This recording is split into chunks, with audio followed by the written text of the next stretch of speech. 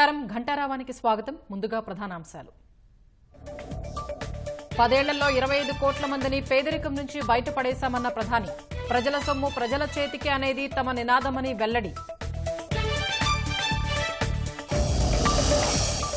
స్వర్ణాంధ్ర లక్ష్యాల సాధనకు సమన్వయంతో వ్యవహరించాలన్న సీఎం. P4 తలసరి ఆదాయం పెంపుపై అధికారులకు దిశానిర్దేశం. Tirupati deputy mayor Nandigama chairperson పదవులో కూటమి కైవసం. పాలకొండ, పిడుగురాళ్ల తుని ఎన్నిక మరోసారి వాయిదా.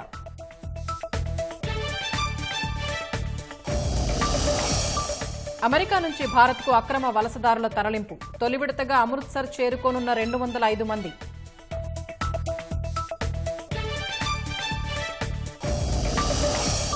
భారీగా లాభపడిన దేశీయ స్టాక్ మార్కెట్లు. సెన్సెక్స్ 1397 పాయింట్లు వృద్ధి.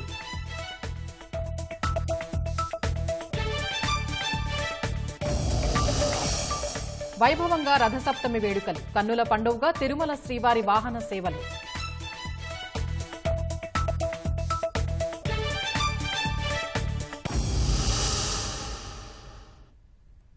సరికొత్త విధానాలతో రాష్ట్ర ప్రభుత్వ ఆదాయాలు పెంచాలని ముఖ్యమంత్రి చంద్రబాబు అధికారుల్ని ఆదేశించారు. ఆదాయ ఆర్జన శాఖలపై సీఎం సమీక్షించారు. పన్ను ఎగవేతలు లేకుండా చూడాలన్నారు. అలా అని వ్యాపారుల్ని వేధించవద్దని స్పష్టం చేశారు. ఆదాయార్జన శాఖల్లో పనితీరు మెరుగుపడాలని, ఫలితాలు కనిపించేలా కార్యాచరణ ఉండాలని దిశానిర్దేశం చేశారు. గత వైసీపీ ప్రభుత్వ హయాంలో ఆర్థికంగా కుదేలైన రాష్ట్రం మళ్లీ కోలుకుని అభివృద్ధి చెందాలంటే ప్రభుత్వంలోని ఆదాయార్జన శాఖలో ఉత్తమ ఫలితాలు రాబట్టాలని సీఎం చంద్రబాబు అన్నారు. రాష్ట్ర ఖజానాకు రాబడులు పెంచేందుకు సరికొత్త ఆలోచనలు చేయాలన్నారు. రాష్ట్రాన్ని ఆర్థిక కష్టాల్లో నుంచి బయటపడేసేందుకు సమర్థవంతమైన చర్యలు తీసుకోవాలని అధికారులకు సూచించారు. సాధారణ పనితీరుతో, సాధారణ లక్ష్యాలతో రొటీన్గా పనిచేస్తే ఫలితాలు రావని, వినూత్న ఆలోచనలతో పనిచేయాలని ముఖ్యమంత్రి అన్నారు. టెక్నాలజీ వాడకం ద్వారా రెవెన్యూ ఆర్జనలో లోపాలని సరిదిద్ది ఆదాయం పెంచాలని సీఎం సూచించారు. వాణిజ్య పన్నుల విభాగంలో పన్ను ఎగవేతలపై అధికారులు చెప్పిన అంశాలపై చంద్రబాబు స్పందించారు. పన్ను ఎగవేతకు పాల్పడకుండా చూడాలన్నారు. అలానే వ్యాపారుల్ని వేధింపులకు గురి చేయవద్దని సూచించారు. వనరులు, ఆదాయ వృద్ధిపై ముఖ్యమంత్రి సమీక్ష నిర్వహించారు. సంక్షేమ కార్యక్రమాలకు, అభివృద్ధి పనులకు ఆర్థిక వనరులు ఎంతో కీలకమని, దీన్ని దృష్టిలో పెట్టుకుని రోజువారీ ప్రోగ్రెస్ చూపేలా ఆదాయార్జన శాఖల్లో అధికారులు పనిచేయాలని సీఎం సూచించారు.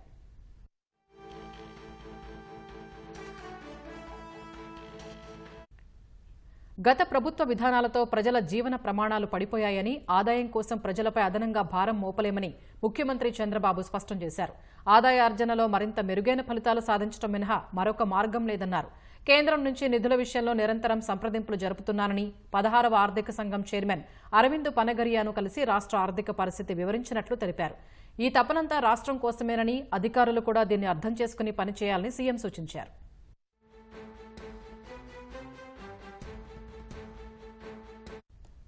రెవెన్యూ రాబడులపై అధికారులు సీఎం చంద్రబాబుకు ప్రజెంటేషన్ ఇచ్చారు. 2023-24 సంవత్సరానికి వాణిజ్య పన్నుల విభాగంలో మొత్తం 41,420 కోట్లు ఆర్జిస్తే ఈ ఏడాది ఇప్పటి వరకు 41,382 కోట్ల ఆదాయం వచ్చిందని తెలిపారు.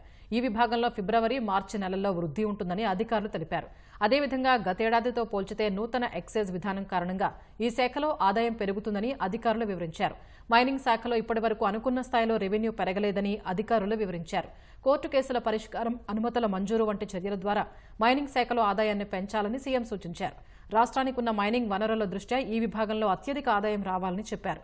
2024-25 ఆర్థిక సంవత్సరానికి వ్యాట్, జీఎస్టీ, ఎక్సైజ్, వృత్తి, వాణిజ్య పన్నుల ద్వారా వచ్చే ఆదాయం స్వల్పంగా పెరుగుతుందని అధికారులు అంచనా వేశారు. మొత్తం మీద 2024-25 ఆర్థిక సంవత్సరంలో రాష్ట్ర ప్రభుత్వ రెవెన్యూ 1,02,154 కోట్లు ఉండొచ్చని అధికారులు అంచనా వేశారు. ఆదాయార్జన విషయంలో ఇకపై ఎప్పటికప్పుడు సమీక్ష చేస్తానని, అధికారులు శాఖల్ని బలోపేతం చేసుకుని ఫలితాలు చూపాలని సీఎం చంద్రబాబు అన్నారు.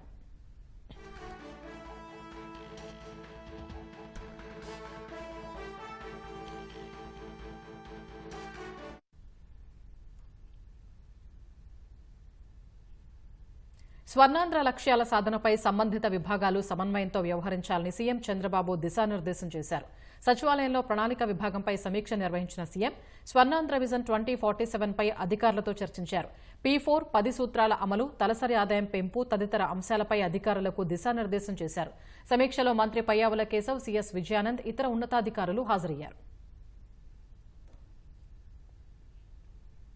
సెల్ఫ్ సర్టిఫికేషన్ స్కీమ్ కింద రాష్ట్రంలో భవన నిర్మాణ అనుమతులపై ప్రభుత్వం మార్గదర్శకాలు విడుదల చేసింది. సిఆర్డీఏ మినహా రాష్ట్రంలో అన్ని చోట్ల అనుమతుల జారీ అధికారం అర్బన్ డెవలప్మెంట్ అథారిటీల పరిధి నుంచి తప్పించి పట్టణ ప్రాంత స్థానిక సంస్థలకు బదిలీ చేస్తున్నట్లు తెలిపింది.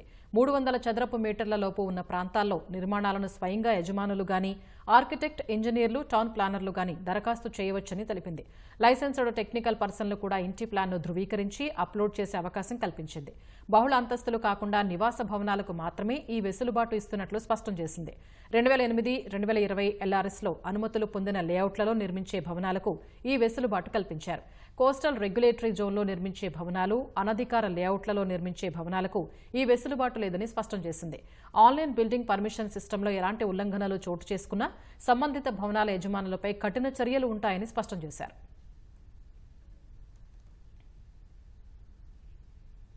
సోమవారం వాయిదా పడిన Tirupati deputy mayor, Nandigama chairperson ఎన్నిక పూర్తయింది. ఆ 2 పదవుల్ని కూటమి కైవసం చేసుకుంది. పాలకొండ చైర్పర్సన్ ఎన్నిక కోరం లేక నిలిపివేశారు. శాంతి భద్రతల దృష్ట్యా తుని వైస్ చైర్మన్ ఎన్నికను అధికారులు వాయిదా వేశారు. తిరుపతి నగరపాలక సంస్థ డిప్యూటీ మేయర్ పీఠాన్ని టీడీపీ కైవసం చేసుకుంది. 35వ వార్డు కార్పొరేటర్ మునికృష్ణ డిప్యూటీ మేయర్గా ఎన్నికయ్యారు. సోమవారమే ఈ ఎన్నిక జరగాల్సి ఉన్నప్పటికీ కోరం లేక వాయిదా పడింది. మంగళవారం ఎస్వీ యూనివర్సిటీలో ఈ ఎన్నిక నిర్వహించారు. టీడీపీకి చెందిన మునికృష్ణకు 26 మంది మద్దతు తెలిపారు. దీంతో అధికారులు మునికృష్ణ ఎన్నికైనట్లు ప్రకటించారు.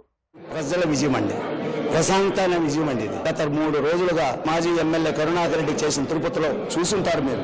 గతంలో కూడా ఆయన ఎన్ని ఎన్నికలు, ఏ ఎన్నికలైనా ఎలా జరిపారు అందరూ కూడా చూసుంటారు. దౌర్జన్యాలతోనే అంచుకున్నారు. ఈ రోజు నీ అరాచకాలు, నీ దౌర్జన్యాలు తట్టుకోలేక నీ కార్పొరేటర్ నాకు 25 మంది నాకు మద్దతు పలికారు. తెలుగుదేశం పార్టీ తరఫున గెలిచిన ఈ దౌర్జన్యాల దాడులు ఇక్కడ కూటమి సభ్యులందరూ కలిసి మిమ్మల్ని మూకుమ్మడిగా తరిమి కొడతారు. కరుణాకర్ రెడ్డి గారు 50 మంది కార్పొరేటర్లు ఉంటే 49 మంది గెలుచుకున్నాం. ఒకే ఒక్కడు తెలుగుదేశం. ఆ ఒక్కడు ఈ రోజు 26 మంది కార్పొరేటర్లతో గెలుపొందాడు. నీ మాటలు తిరుపతి ప్రజలు, ఆంధ్ర రాష్ట్ర ప్రజలు ఎవరూ నమ్మే పరిస్థితులు లేదు. ఆఖరికి వైఎస్ఆర్ కాంగ్రెస్ పార్టీలో కూడా నీ మాటలు నమ్మే పరిస్థితి లేదు. నువ్వు రాజకీయ సన్యాసం తిరుపతిలోనే తీసుకోవాలనేసి కూడా తెలియజేస్తున్నావు. నందిగామ మున్సిపల్ చైర్పర్సన్ గా మండవ కృష్ణకుమారి ఎన్నికయ్యారు. ఉత్కంఠ రేపిన ఈ ఎన్నిక మధ్య మార్గంగా అధిష్టానం సూచించిన అభ్యర్థి పేరుతో ప్రశాంతంగా ముగిసింది. సోమవారమే ఎన్నిక జరగాల్సి ఉండగా తాను సూచించిన అభ్యర్థి కాకుండా మరో పేరును పార్టీ సూచించడంతో స్థానిక ఎమ్మెల్యే తంగిరాల సౌమ్య వ్యతిరేకించారు. తాను సూచించిన అభ్యర్థినే చైర్పర్సన్ అభ్యర్థిగా ప్రకటించాలని పట్టుబట్టారు. ఈ క్రమంలో మంగళవారం పార్టీ అధిష్టానం మధ్య మార్గంగా ఎమ్మెల్యే, ఎంపీ సిఫార్సు చేసిన అభ్యర్థులు కాకుండా 10వ వార్డు సభ్యురాలు మండవ కృష్ణకుమారి పేరు ఖరారు చేసి ఏకాభిప్రాయం కుదిర్చింది. కౌన్సిలర్లతో సమావేశ మందిరానికి హాజరైన ఎమ్మెల్యే తంగిరాల సౌమ్య అధిష్టానం నిర్ణయానికి కట్టుబడ్డారు. మండవ కృష్ణకుమారిని లాంఛనంగా ఎన్నుకున్నారు. మేడం గారు నా మీద ఉంచిన బాధ్యతను సక్రమంగా నిర్వర్తిస్తానని నా తోటి కౌన్సిలర్లందరూ సహకరించినందుకు వాళ్ళందరికీ ధన్యవాదాలు.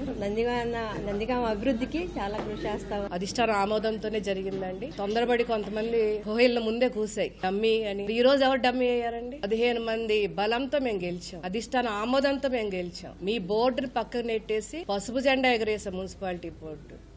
మరి ఈ రోజు ఎవరు డమ్మీ అయ్యారు? కాకినాడ జిల్లా తుని పురపాలక వైస్ చైర్మన్ పదవి ఎన్నిక రెండోసారి వాయిదా పడింది. కౌన్సిలర్లను భయపెట్టి ఎన్నికల్లో లబ్ధి పొందడానికి వైసీపీ ప్రయత్నిస్తోందని కూటమి నాయకులు ఆందోళన చేపట్టారు. ఈ నేపథ్యంలో వైసీపీ కౌన్సిల్ సభ్యులు సమావేశ మందిరం బయట బైఠాయించారు. దీంతో శాంతి భద్రతల సమస్యకు ఆస్కారం ఉందని అధికారులు ఎన్నికను వాయిదా వేశారు.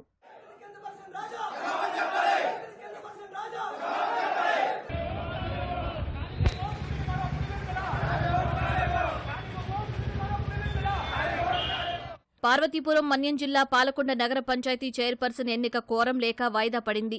అధ్యక్ష పీఠానికి అర్హురాలైన ఆకుల మల్లేశ్వరి ఇటీవలే టీడీపీలో చేరారు. సోమవారం చైర్పర్సన్ ఎన్నిక సమయంలో మల్లేశ్వరి తమ అభ్యర్థి అంటూ వైసీపీ నాయకులు అడ్డుపడ్డారు. మల్లేశ్వరి మాత్రం స్వతంత్ర అభ్యర్థిగా పోటీలో ఉంటానన్నారు. ఒక పార్టీ తరపున బీఫామ్ ఇచ్చి స్వతంత్ర అభ్యర్థిగా నామినేషన్ వేసేందుకు వీలు కుదరదని ఎన్నికల అధికారి చెప్పడంతో ఆమె నామినేషన్ ఉపసంహరించుకున్నారు. దీంతో మంగళవారం ఎన్నిక నిర్వహించారు. అయితే వైసీపీ సభ్యులు ఎన్నికకు హాజరు కాలేదు. కోరం లేక ఎన్నిక వాయిదా వేస్తున్నట్లు ఎన్నికల అధికారి ప్రకటించారు.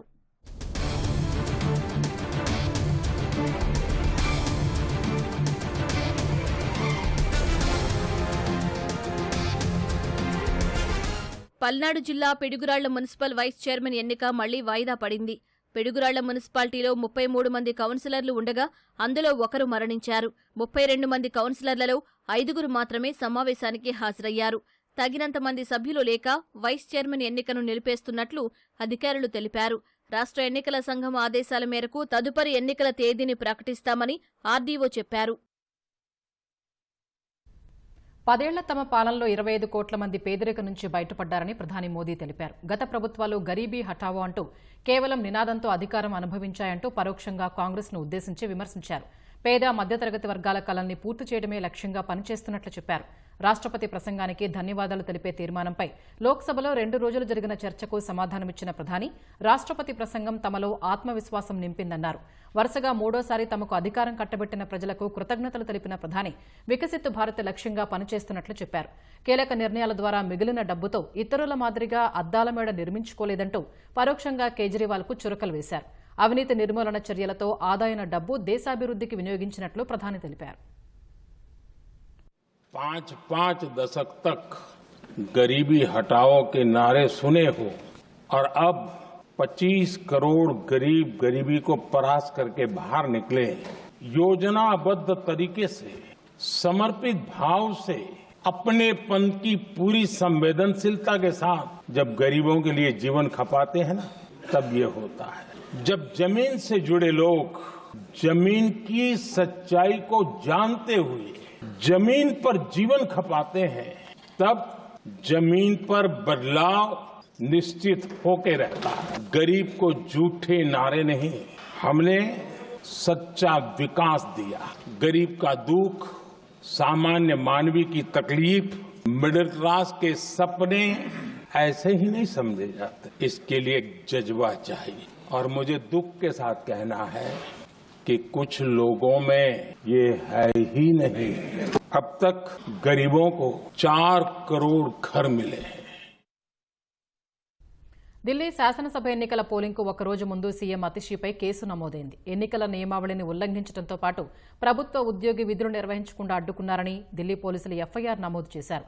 10 వాహనాలు కొంతమంది మద్దతుదారులతో కలిసి ఫతేసింగ్ మార్గ్లో ఉన్న సీఎం అతిషీని అక్కడి నుంచి వెళ్లాలని పోలీసు అధికారి సూచించినట్లు చెప్పారు. విధులు నిర్వహించకుండా సదరు అధికారిని పోలీసు అడ్డుకున్నట్లు తెలిపారు. 2 ఆప్ సభ్యులు పోలీస్ కానిస్టేబుల్పై దాడి చేసినట్లు చెప్పారు.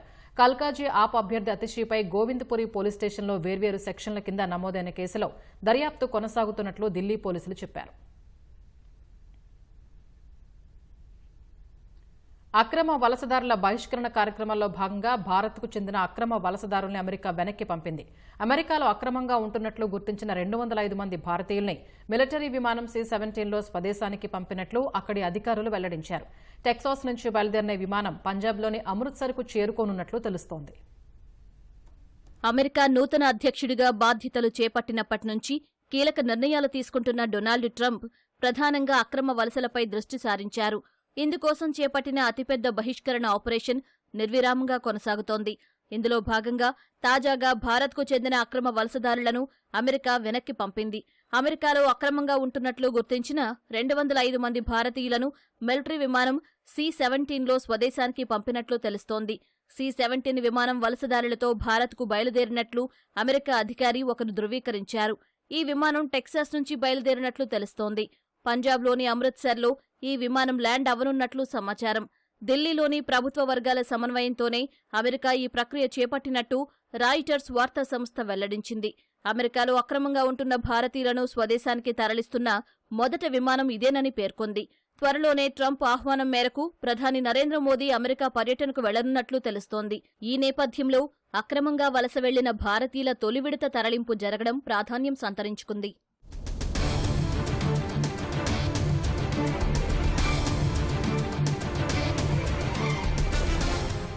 అమెరికాలో దాదాపు 7 లక్షల మందికి పైగా భారతీయులు సరైన ధృవపత్రాలు లేకుండా ఉంటున్నట్లు తెలుస్తోంది. వీరిలో దాదాపు 18,000 మందిని గుర్తించిన అమెరికా ప్రభుత్వం వారిని తిరిగి భారత్కు తరలించేందుకు ఓ జాబితాను రూపొందించినట్లు అంతర్జాతీయ కథనాలు చెబుతున్నాయి. మెక్సికో, సాల్వడార్ ప్రజల తర్వాత భారతీయులే ఎక్కువ మంది యుఎస్లో అక్రమంగా ఉంటున్నట్లు పేర్కొన్నాయి. భారత్ కూడా అక్రమ వలసలకు తాము వ్యతిరేకమని, వీసా గడువు ముగిసినా సరైన పత్రాలు లేకుండా విదేశాల్లో ఉండే భారతీయులను స్వదేశానికి రప్పించేందుకు సహకరిస్తామని విదేశాంగ శాఖ ఇప్పటికే తెలిపింది.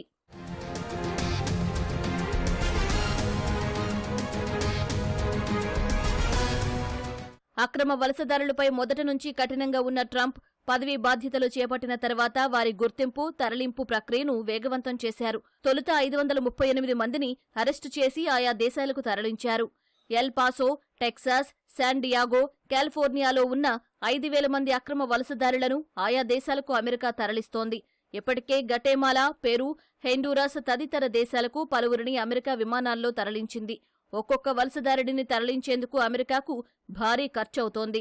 గతవారం గటేమాలాకు తరలించిన ఒక్కో వ్యక్తిపై అమెరికా దాదాపు $4,675 ఖర్చు చేసినట్లు అక్కడి అధికారులు తెలిపారు. పల్నాడు జిల్లా నరసరావుపేటలోని సాయి సాధన చిట్ ఫండ్ ప్రైవేట్ లిమిటెడ్పై ఆర్థిక మోసం కేసు నమోదైంది. చిట్ డబ్బు ఇవ్వకుండా పరారయ్యాడని సుబ్బారెడ్డి అనే వ్యక్తి ఇచ్చిన ఫిర్యాదు మేరకు సాయి సాధన చిట్ ఫండ్ యజమాని పాలడుగు పుల్లారావు సహా సంస్థ భాగస్వాములపై కేసు నమోదు చేశారు. దాదాపు 100 కోట్ల మేర వసూలు చేసి పరారయ్యారనే ఆరోపణల నేపథ్యంలో బాధితులు ఎవరైనా ఉంటే ముందుకు రావాలని నరసరావుపేట 1వ పట్టణ సీఐ విజయ్ చరణ్ కోరారు. 80 లక్షల రూపాయల చిట్స్ను 2 జాయిన్ కావడం జరిగింది.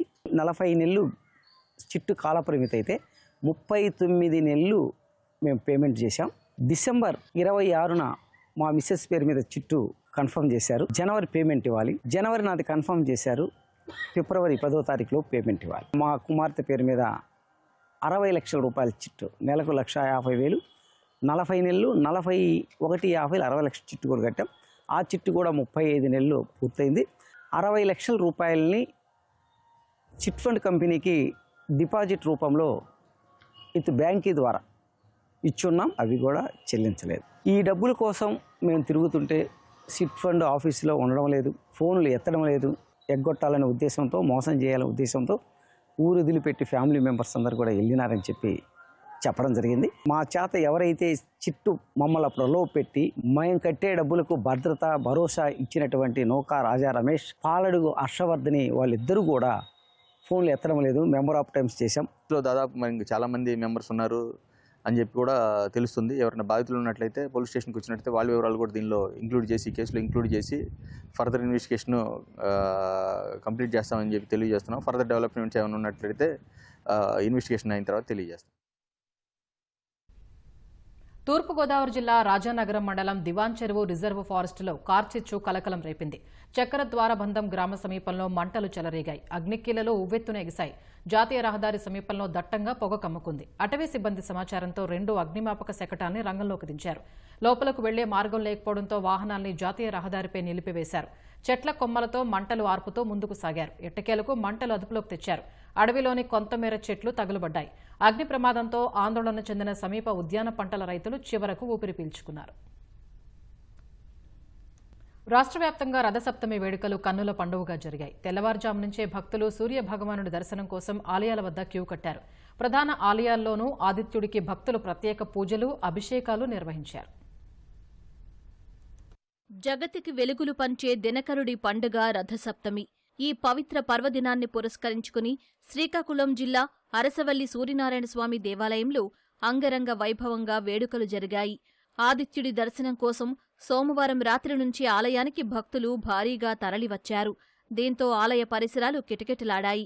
స్వామివారికి దేవాలయ శాఖ ప్రిన్సిపల్ సెక్రటరీ వినయ్ చంద్ పట్టువస్త్రాలు సమర్పించారు. కేంద్ర మంత్రి రామ్మోహన్ నాయుడు, కూటమి ప్రజాప్రతినిధులు స్వామివారిని దర్శించుకుని ప్రత్యేక పూజలు నిర్వహించారు. అరసవెల్లి చరిత్రలో ఎన్నడూ లేని విధంగా కూటమి ప్రభుత్వం ఏర్పాట్లు చేసినట్లు నేతలు వెల్లడించారు.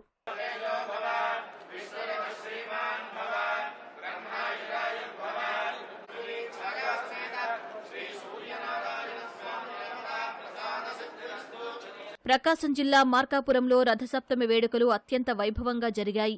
ఉదయం శ్రీ లక్ష్మీ చెన్నకేశవ స్వామివారు గరుడ వాహనంపై భక్తులకు దర్శనమిచ్చారు.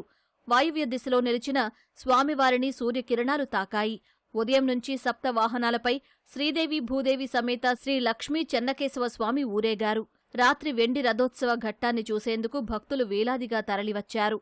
మహిళలు, చిన్నారులు చేసిన సాంస్కృతిక కార్యక్రమాలు ప్రత్యేక ఆకర్షణగా నిలిచాయి.